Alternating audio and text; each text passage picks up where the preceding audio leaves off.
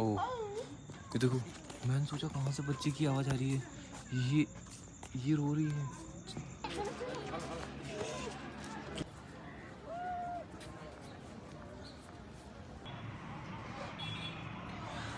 तो hello guys, this is Abhishek and मैं बहुत टाइम बाद व्लॉगिंग कर रहा हूँ और आज मैं आया हुआ हूँ नेपाल।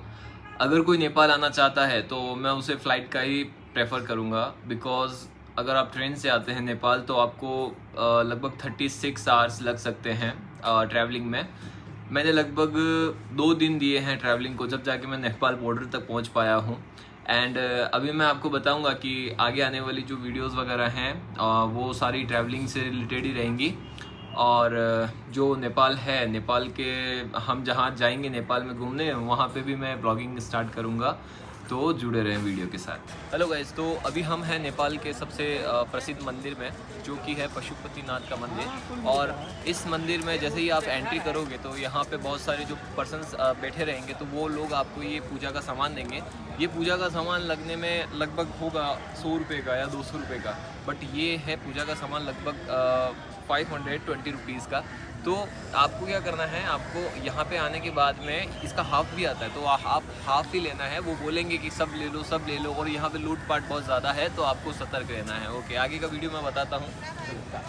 पशुपतिनाथ का मंदिर एक बहुत ही अच्छा नेपाल का प्रसिद्ध धार्मिक स्थल है, पर यहाँ पे मुझे एक चीज़ अच्छी नहीं लगी, वो मैं बताना चाहता हूँ कि यहाँ पे जो लेडीज़ के साथ में गार्ड्स बदतमीजी कर रहे थे, उन्हें धक्का मार रहे थे, बच्चों को धक्का मार रहे थे, वो मुझे बिल्कुल भी पसंद नहीं आया। ये मंदिर इतना फैला हुआ है कि ये 24 घंटे खुला रहता है बाहर से। पशुपतिनाथ के मंदिर के दर्शन करके हम चंद्रहील के लिए निकल गए थे, और हमने ई ड्राइव नेपाल की जो ऐप है उससे कैब बुक की थी। हमारे इंडिया में तो एक मतलब दोनों लगाना कंपलसरी है, हमारा नहीं है। ये हम फेंकता है ना, ये भी हम निकाल के फेंकते हैं। ट्रैफिक देख लिया तो फिर फेंक लिया। हो गया भैया, मिलते हैं बिल्कुल। फाइनली उस डेस्टिनेशन पे पहुंचे हैं जहाँ पे हमको बहुत पहले पहुंचाना चाहिए था।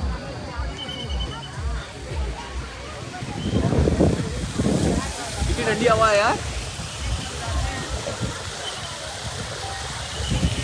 फिर हमको चंद्रहील ऊपर जाना था, तो हमने केबल कार चुनी, जिसका प्राइस आने जाने का 1700 नेपाली रुपया था। ये शायद इंडिया का 900 रुपये या 1000 रुपये कुछ होता समथिंग। आपको आने और जाने दोनों का करवाना है, क्योंकि आप आने का करवाएंगे और जाने का ऊपर से करवाएंगे तो आपको महंगा पड़ेगा।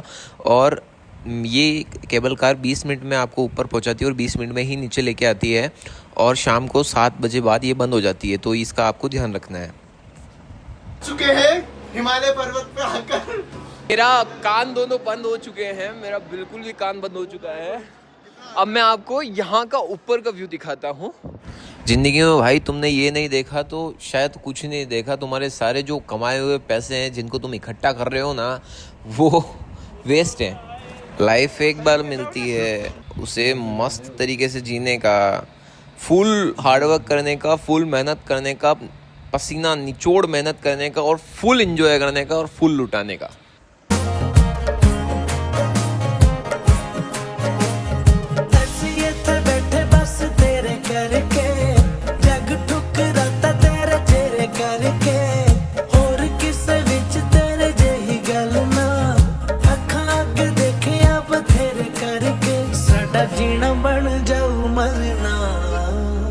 वे सजना तेरे बिना ऐसी दुनिया नु की करना। वे सजना तेरे बिना ऐसी दुनिया नु की करना। वे सजना तेरे बिना। चंद्रहील से हम एंजॉय करके कैब बुक करके हम पहुंच गए थे थामेल, जो नेपाल का स्कैमर्स का इलाका है। भाई इतने स्कैमर वाले हैं ना, इतने स्कैमर्स। रात के 11:30 बज रहे हैं और हम लोग अभी चंद्रहील से हम थामेल घूम के आए हैं। और अगर आप नेपाल में काठमांडू के पास में कुछ घूमना चाहते हो तो चंद्रहील is the best option in Nepal. So आप फर्स्ट वहाँ पे घूम सकते हैं। एंड अगर आप थामेल में जाते हैं तो जो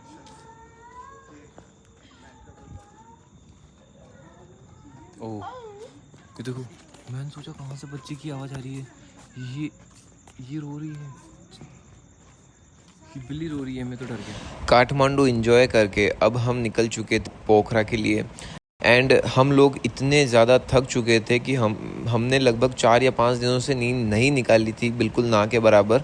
और पोखरा में एंटर होते ही वहाँ के जो नज़ारे थे वो बहुत ही देखने लायक थे।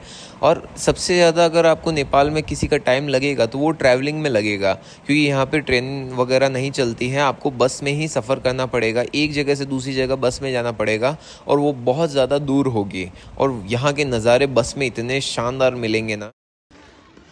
कल पशुपतिनाथ मंदिर जाने के बाद में कल रात को हम इतना थक गए थे कि कल हम सो नहीं पाए। वैसे हमारा बस था 4:30 बजे का, तो हमने वापस से बस वगैरह लिया और फिर बस लेके और हम लगभग नेपाल का one of the best city है पोखरा, वहाँ आए हुए हैं।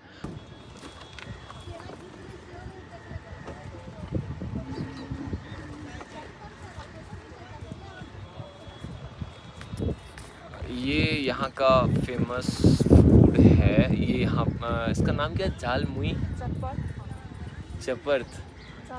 अच्छा, चटपट। अरे चटपट बोल सकते हैं। अभी हम काठमांडू में थे तो उसने पता नहीं क्या बोला था, सोना था। पोखरा में हम पोखरा लेक के किनारे बैठे हुए थे, जिसका नज़ारा मैं आपको बताता हूँ।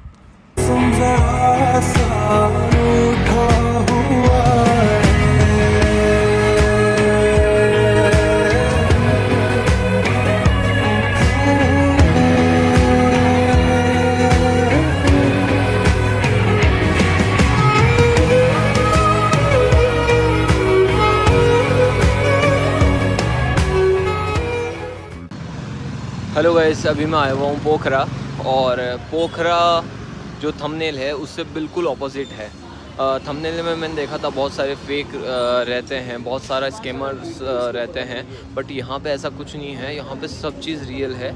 एंड जो भी बंदा कुछ भी बोलता है वो लिटरली रियल ही रहता है। और आप कहीं पे भी जाके देख लोगे कोई भी शॉप वगैरह, तो वो सब रियल है। मुझे भूख लग चुकी थी और मैं एक छोटे से कैफ़े में गया था। तब मुझे पता चला एक 9th क्लास के बच्चे का बर्थडे है। तो ये रात को 12 बजे गर्ल्स और बॉयज़ दोनों ही ड्रिंक ले रहे थे और स्मोकिंग ऐसा कर रहे थे जो मैंने आज दिन तक नहीं देखी। मेरे माइंड में यही आ रहा था कि अगर ये इंडिया में होता तो लोग फ़ोटो खींच के कहते कि क्या हो गया है यूथ को। और यहाँ पे ये लोग इंजॉय कर रहे हैं मस्त। पोखरा से मैं निकल चुका था नेपालगंज के लिए। मैंने मेरी लाइफ में पहली बार इतना अच्छा बस का सफ़र इंजॉय किया है।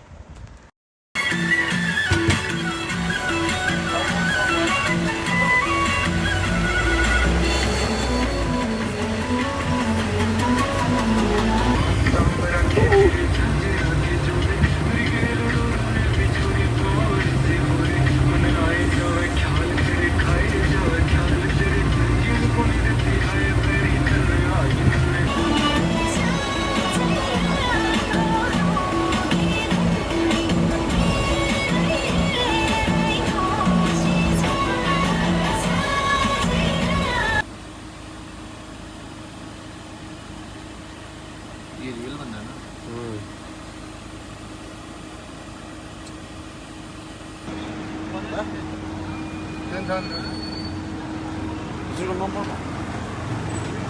हेलो गाइस, तो अभी मैं पोखरा से नेपालगंज के लिए आया हूँ। एक्चुअली मेरे एक दोस्त है यहाँ पे, तो हम लगभग 6 महीने पहले ओमेगल पे मिले थे। तो मैं जैसे नेपाल आया हुआ था तो उसने बोला था कि एक बार मेरे से मिल के जाना। तो मैंने सुना ही था कि ओमेगल पे मतलब जो दोस्त होते हैं, मतलब जो मिलते हैं वो मतलब रियल लाइफ में भी आपको मिल जाते हैं। बट मैंने भी कभी नहीं सोचा था कि ऐसा कुछ करूँगा, मतलब ऐसा कुछ होगा कि मतलब कोई ओमेगल पे मिला है और मैं उसे रियल लाइफ में मिलने जाऊँगा। ओके, तो वैसे तो बहुत सारा देखा हुआ है ओमेगल वगैरह पे उन पे कि, बट आज रियल लाइफ में भी देखेंगे कि जो 6 महीने पहले की हो गया। अब देखना वो मूवी बन की सस्पेंस क्रिएट कर रही है। पता नहीं वो किधर है, देखना ऐसा छुपन छुपाई जैसे आएगी, कहीं ना कहीं तो छुपी होगी। देखना कहाँ है और मेरे को दिख भी नहीं रही है। अब बताओ, उसको मैंने बोला था कि वो चली गई किसी और होटल में, और उसमें भी वो मेरे को बता रही है कि भाई मेरी गलती है। क्या होगा यार इन लड़कियों का भाई। मैंने सोचा इंडिया में लड़कियों का दिमाग नहीं है, यहाँ पे तो नेपाल में भी नहीं है, सच बता रहा हूँ।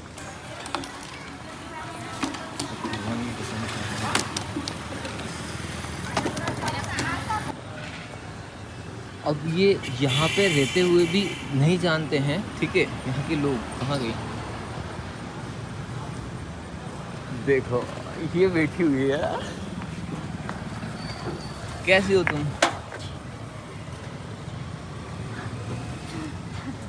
अगर मैं मेरे शहर में रह रहा हूँ ना, भगवान कसम मैं मेरे एरिया तो जानता हूँ, लेकिन ये क्या मैं बोलूँ यार, अब डिफरेंट नहीं है भाई। इंडिया और नेपाल सेम सेम।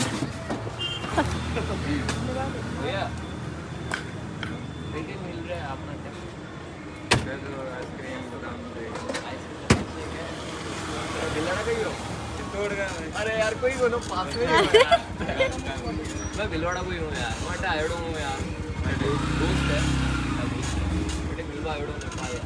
मन पत्तो का भाई अपन खेल रहे हैं यार, तो भिलवाड़ा कोई या नहीं चित्तौड़ में और भी चला। पुणे में मैं गया, पुणे में बंदा बोला मुंबई में क्यों, मुंबई में मतलब कटे एक सिंगल पर्सन नहीं छोड़ा है यार। और हमारे सामू है ना, हमारे सामू मतलब जो धंधो है ना वो भिलवाड़ा से ही स्टार्ट हुआ पूरा भारत में। हाँ फर्स्ट भिलवाड़ा चित्तौड़, भिलवाड़ा चित्तौड़, ये क्योंकि भिलवाड़ा सबसे पास में चित्तौड़ ही है। हाँ दोनों आसपास। तो गाइस आफ्टर नाइट पार्टी हम जा रहे हैं पता नहीं कहाँ। आज मैं यहाँ हूँ पता नहीं क्यों, पर कल को मैं निकलूँगा, थोड़ा काम धंधा संभालूँगा, थोड़ा खुद पे इम्प्रूवमेंट करूँगा, वापस निकल जाऊँगा किसी और कंट्री। गाइस मैं आया हुआ हूँ यहाँ पे, बहुत अच्छी सी जगह। मेरे को यहाँ के जो ओमेगल वाली लड़की थी वो घुमाने लेके आई हुई है। अब दिखाता हूँ मैं यहाँ पे जो मतलब देखने लायक घूमने लायक जगह है ना वो कैसी, मैं बताता हूँ आपको। हेलो गाइस, नेपाल की एक और बात मैं आपको बताना चाहता हूँ कि यहाँ पे जो बियर वगैरह होती है और जो चीज़ें होती हैं, शराब वगैरह होती है, वो बहुत ज़्यादा कैजुअल होती है। आप रात को 12 बजे के बाद में भी अलाउड हो जाता है और आप इसे कहीं पे भी जाके पी सकते हैं। एटलीस्ट मैंने किसी से पूछा था कि ये चीज़ लीगल है या नहीं है, तो उन्होंने यही चीज़ बोला कि आप नेपाल बॉर्डर पे जाके उन सोल्जर्स के सामने भी आप ले सकते हैं। ये चीज़ बोली मेरे को। तो यहाँ पे ये चीज़ इंडिया से ज़्यादा डिफरेंट है। हाँ तो गाइज़ एक चीज़ यहाँ की और डिफरेंट है कि जब हमारे राजस्थान में, मैं मेरे एरिया का बता रहा हूँ, कि जब सर्दी का टाइम होता है तो मार्केट में सर्दी के सामान वगैरह आ जाते हैं, मतलब जो सर्दी के क्लॉथ्स वगैरह वो आ जाते हैं सर्दी के टाइम पे, और गर्मी के टाइम में गर्मी के क्लॉथ्स वगैरह आ जाते हैं। बट यहाँ पे ऐसा होता है ना कि मतलब 12 ही महीने ये यहाँ पे 12 ही महीने मतलब ऊनी भी चलते रहते हैं और गर्मी वाले भी चलते रहते हैं, दोनों ही चलते रहते हैं। क्योंकि यहाँ पे पहाड़ी इलाका बहुत ज़्यादा है, इसी के कारण यहाँ पे जो लोग हैं वो दोनों अपने जो शॉप है उसमें दोनों ही तरीके के कपड़े बेचते हैं। ये चीज़ थोड़ा डिफरेंट है। तो गाइज़ मैंने एक चीज़ यहाँ नोटिस की है कि यहाँ पे जो लड़कियाँ हैं, चाहे वो यंग हो, चाहे वो ओल्ड हो, चाहे कैसे भी हो, यहाँ का नेचर ही ऐसा है कि वो लड़कियाँ इतनी खूबसूरत दिखती है जैसा शायद किसी भी देश में नहीं लगे। अपना इंडिया में लड़कियाँ भी बहुत सुंदर है, बट यहाँ पे मतलब आप देखोगे कि जो 50 साल की औरत है या 60 साल की मतलब जो भी नौकरी भी है तो वो भी इतनी सुंदर लगती है। मतलब यहाँ पे एक नेचर ही ऐसा है कि यहाँ पे जो लड़कियाँ हैं वो इतनी सुंदर होती हैं। तो ज़रूर विज़िट करो यहाँ पे। आपको सबसे पहले तो आप लड़कियों को देखोगे कि कैसी है लड़कियाँ यहाँ पे। जो आप स्क्रीन पे ये पोज देख रहे हैं बैठने का, ये यहाँ पे कैजुअल पोज है। यहाँ पे हर जिसको देखे, अगर कोई सुंदर से सुंदर लड़की होगी वो भी इस पोज में बैठी रहेगी। ये थोड़ा सा वियर्ड है, बट एक मतलब अलग है कि यार साला ऐसे कैसे कर सकते हैं। बहुत सारा छोटा छोटा चीज़ है, बट ये चीज़ मेरे को थोड़ा सा डिफरेंट लगा कि यार अगर इसी को मैं इंडिया में कर दूँ, मतलब रोस्ट कर करके लोग मतलब ऐसा हो जाएंगे यार, तो थोड़ा सा अलग ही चेंज है।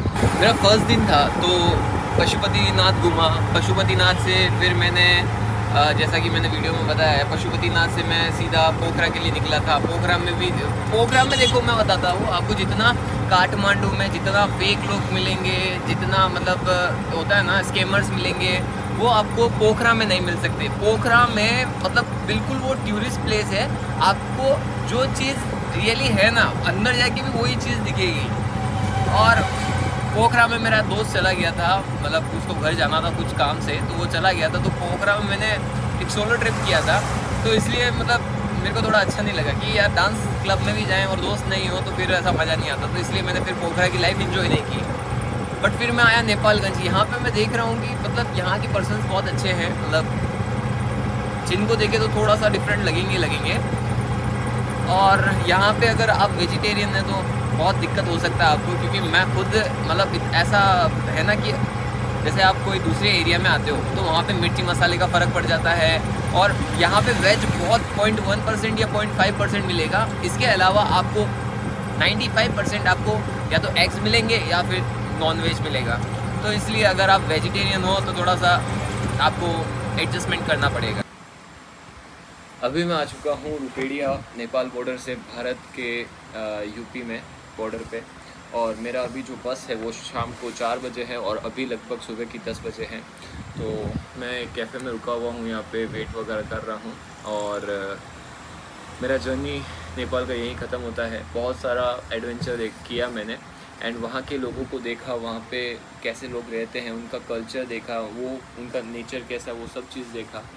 मतलब इतना अच्छा जगह गया हूँ मैं नेपाल में। And thank you so much आप लोगों का वीडियो देखने के लिए। अगर आपको ये वीडियो पसंद आया है तो लाइक करें एंड चैनल को सब्सक्राइब करें। Thank you so much.